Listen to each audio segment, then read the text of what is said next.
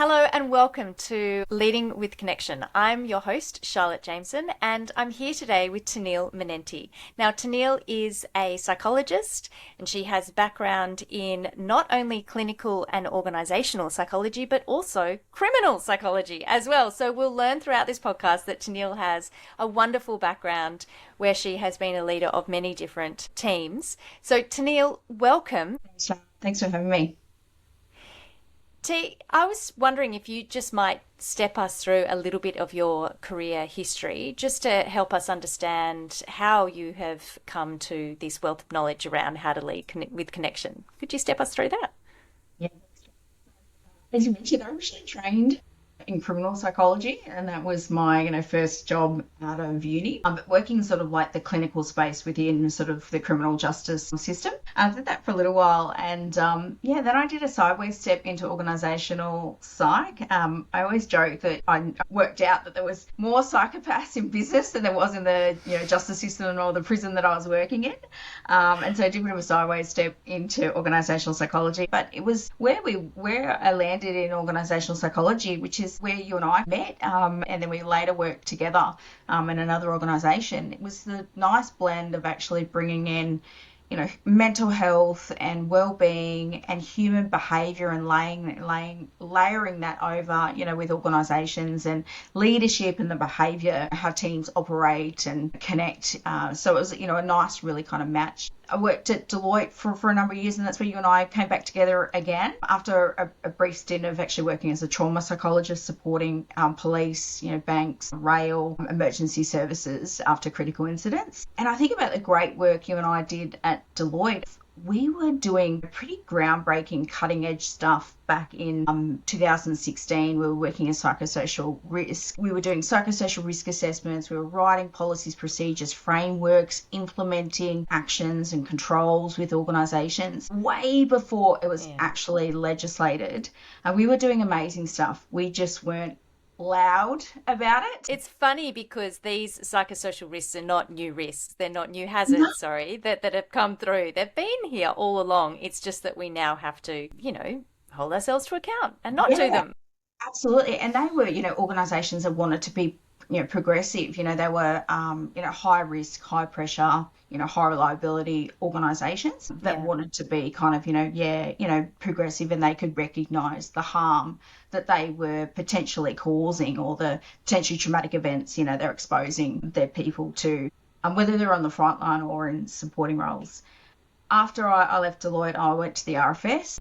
An incredible journey at the RFS. I mean, it's staff and volunteers, and something really special about emergency services and first responders and how much they give of themselves. And I certainly felt that myself.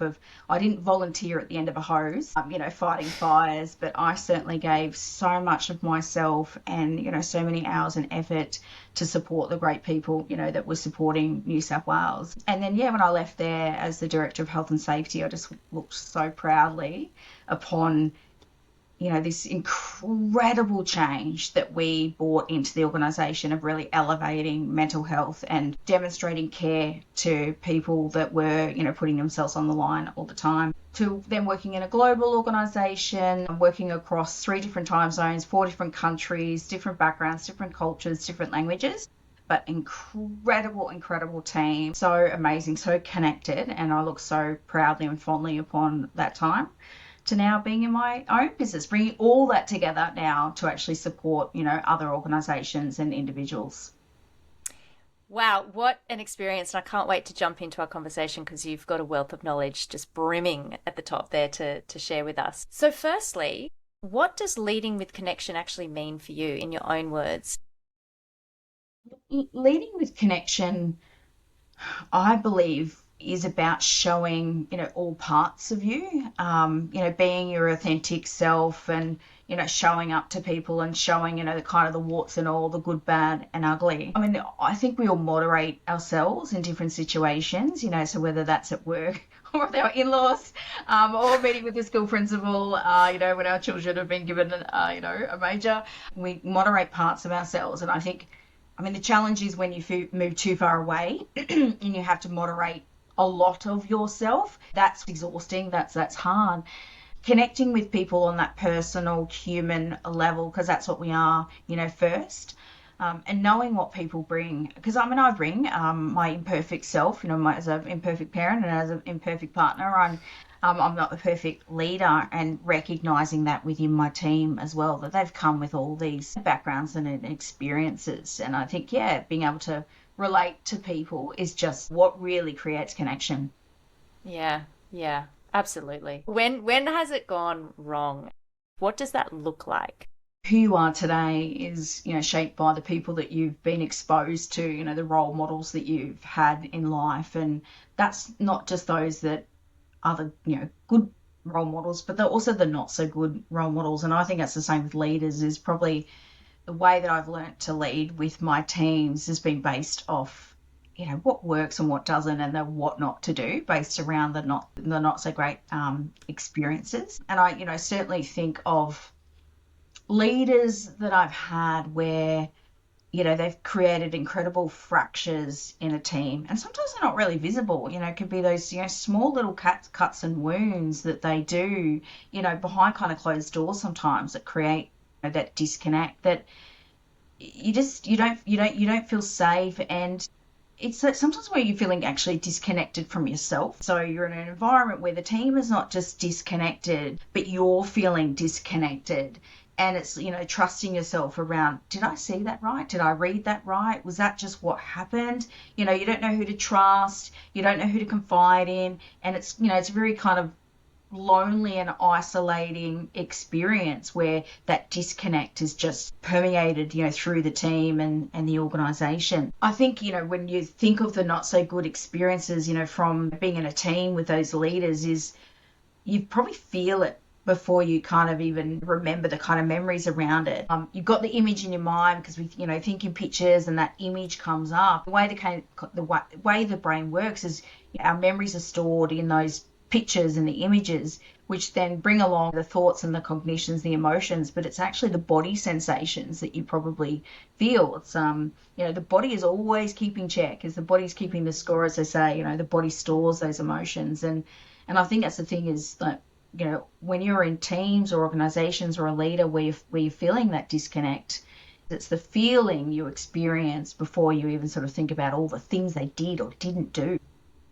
Absolutely. I mean, Maya Angelou's quote really is ringing in my head right now. Is people won't necessarily remember the words that you say, but they'll remember how you make them feel. And sorry if I butchered that quote, but it is so true, and it speaks to our nervous system. Our automated nervous system is always scanning our environment, scanning the people. Are they a threat, or are they safe enough? And when we feel safe enough, that's when we can do our good work. When we feel in threat, that's when we freeze, or that's when we want to fight or run away. If you have a leader who has done something or continues to do those tiny nuanced little things that just chip away, the subtle things that other people maybe don't see, they can bring out that I'm not safe feeling. And then that's when you shut down, and that's when you cannot be the person you want to be at work. And the ripple effect on the team, and the ripple effect into your family, and the ripple effect into the community, it matters. It really matters, doesn't it? Yeah, I agree. Of like, I think about, some of the experience I've had, and I say, what I look at with my team is when they come to me is, they're working out whether they can trust me. They can work out whether, I'm the real deal, or whether I'm going to catch them when they fall, or if, I'm going to have their back in whatever situations. Because, they come to me and they've had, a range of different experiences where they might have had those not so good leaders, and they've never had, what a good leader looks like. So they can't even trust themselves around what a good leader looks like, and whether they can be as safe in a situation. But they've had those little cuts and those little wounds as they get there. And I think about some of my own kind of experiences. I remember being with a leader once, and I'd given over a report, and it was actually quite sort of, let's say, early in my career. I got handed back a report that had red all over it, red pen, gone to town on it, and talking about, the brain sometimes recognizing these triggers, and the body sensations before you even know what those triggers are. But, think about red. Red is bad, wrong, danger, failure. And it took me back probably to my high school, and Even though I was an A student, I didn't read all that often. There was. As I got to there, I mean, it wasn't always that way. That the reg just takes you straight back. And for me, it was almost equivalent to professional shaming. And I just think there could have been a better way. And what it just meant, though, is that's that wound. It just kind of cut away at me in terms of then trusting or connecting with myself, and then obviously connecting with that leader. What it meant, this is what I think about, is the implications or the consequences from that is I didn't go above and beyond for that leader. I wouldn't go above and beyond for that leader. I didn't feel the trust, the respect, or the connection there. Versus I think about for myself and my previous team is I know they went above and beyond for them, for me, because I treated them with respect. I connected with them on a human, personal level. I showed them, the good and bad and ugly side of everything. I asked for their, support and engagement to fix, the challenges that we were experiencing. We did that as a team, and they went above and beyond for me. And I think you nailed it. There is another way, because we absolutely need to hold our team to account. We need to have these high expectations, but we can do it coming from that place of trust and coming from that place of safety. And so maybe it's now time to talk about, well, what are the things that really do work in order to keep people accountable and still have that psychological safety in the team? And I like to use metaphors and analogies when I explain things. I use metaphors with my team because it gives them kind of visual as well. And say, I'm going to give you the kind of the guardrails in terms of how we work together and how this team is going to operate. We have an end goal. We have this shared vision and this shared goal. And I'm going to show you the guardrails and share with you what they are. And you can play anywhere in those guardrails as long as, we're moving forward, towards the end goal or the shared vision. And communicate with my team is like when people move outside the guardrails, it's my job to be supporting them to be able to move back in within those guardrails. And having the team trust me that if someone does move outside those guardrails, they might not always know. They might not always know those conversations that are happening with that person. Because from a confidentiality and privacy perspective around performance management, and this is always the challenge with performance management, is people don't know that these conversations are happening. But I wanted them to have a quiet faith. I've got those guardrails there and I'll support someone to move back inside there. But they're just, they might not always know that that conversation is happening. But giving them the permission to do whatever they want within the guardrails. They can use AI. They can, collaborate together. They can call upon other experts. They can ask for help. They can trade services like you and I did. At Deloitte, I'm a weird psych and I love budgets and financials and money. You're And editing. so creative and innovative. So we would trade services, right? It worked really well. Yeah, focusing on each other's strengths. That's right. And we really celebrated each other's strengths and used it for the good of the team. Yeah. Wrong with that. I think it's the thing is like, it's a team effort, it's a collective. So let's do it. So it's within the guardrails. And as long as you're playing within those guardrails, then that's all I ask is my job is just to help them and support them around what that is. So what I'm hearing is you're really implementing David Brock's SCARF model here. You're giving people some real sense of certainty that they can be safe enough to know, okay, and the metaphor really speaks to this, is that this is the expectation I have. This is how we're going to work together as a team. And let's create the certainty around the fact that if somebody's outside those guardrails, I will be quietly and respectfully helping them back inside. So you can have faith in that. So you're creating certainty. You're helping people's status because they know they're not going to get publicly shamed. It's going to be a private tuition, like let's work together. You're creating fairness. You're creating relatability within each other because we're all on the same page here. And of course, that autonomy that you've given people. Be creative in how you get the work done. Let's use your strengths. So that's a really amazing way of making sure that you can lead with connection. And so if there was one practical thing that you could think of that you have done in the past, because I know that you had an incredible job to try and make a global team function, not only function, but as I understand, really kick some goals. So what's one practical thing that you can share and people can take away? one, they kind of got interrelated, which is around, showing that human personal side of yourself. And that's not easy. We've talked previously about being vulnerable, for example. And not everyone's comfortable with being vulnerable or even really know what that means. Like, what does that translate into? What does that actually look like? And I think for me, being vulnerable is showing all parts of me, not just where I got it right, but where I got it wrong, for lack of a better phrase, and I always say, the greatest lessons in life is not where it's easy or not where you got it right. The greatest lessons in life is usually where you got it wrong or it was hard. I say that the same thing with my boys, and also the greatest lessons is where you might have got it, you thought you got it wrong, or in your mind you got it wrong because the effort didn't actually match the outcome. The incredible effort you put in and you didn't get the outcome. Sometimes things, other influences, other factors, are play there. But sharing those things with your team where you perhaps didn't get it so right, and the lessons that came out of that. This is what I learned about myself, or this is what I learned about leadership. And I think sharing that with your team is just, it sets the stage for them going, oh, okay, I make mistakes too. I'm not perfect either. And now I'm actually safe to actually make those mistakes and share those mistakes and learn from those mistakes. Well, it ironically builds credibility. A lot of people don't like to share vulnerabilities or mistakes that they've made, because they think that people are going to see them as less credible. The research actually suggests people can already see through these sorts of things. And if you own it, share what you've learnt from it and how you're going to do better, actually that's seen in a much more positive light than trying to hide those fallibilities from people. So yeah, being human is good.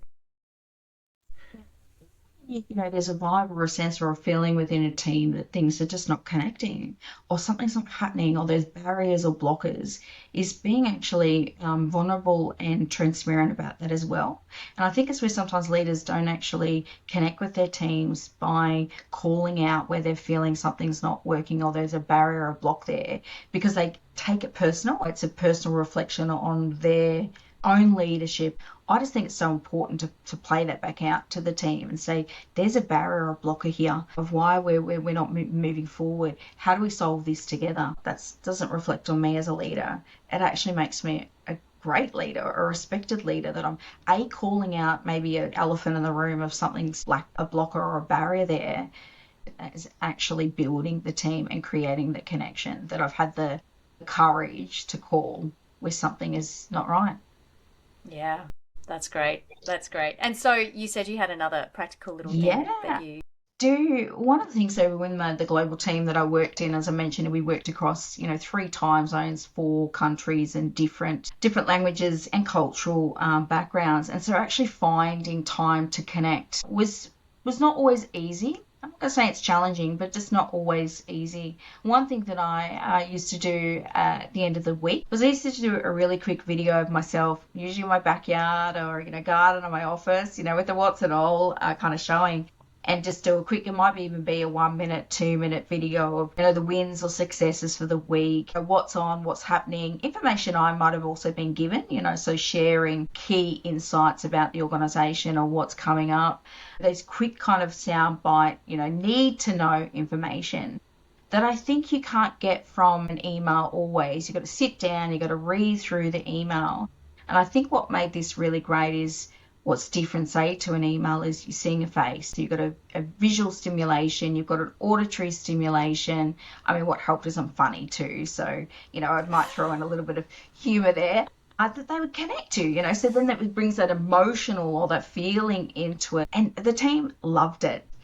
It took me 2 minutes to do. Don't put too much thinking into looking amazing and beautiful. Show those kind of what's at all and just do the 2 minutes wherever you are. I think it's just an incredible way to connect with your team. Oh, that loops in so nicely with this idea of authenticity that you started with at the beginning of the conversation. Thank you so much for sharing all your gems, Tenneile. It's been an absolute pleasure having you on the podcast. And if people want to find out more about some of the great work you're doing, where can they find? On LinkedIn. So just look up Tenneile Manenti on LinkedIn. And my business is Mind Logistics. So you can just look up Mind Logistics, Psychology and Performance and you'll find me on there. Fantastic. Thank you so much for your time, Tenneile. I'll speak to you soon. Thanks, Charlotte. Opinions and information shared on this podcast are for general purposes and should not be considered as specific advice or services.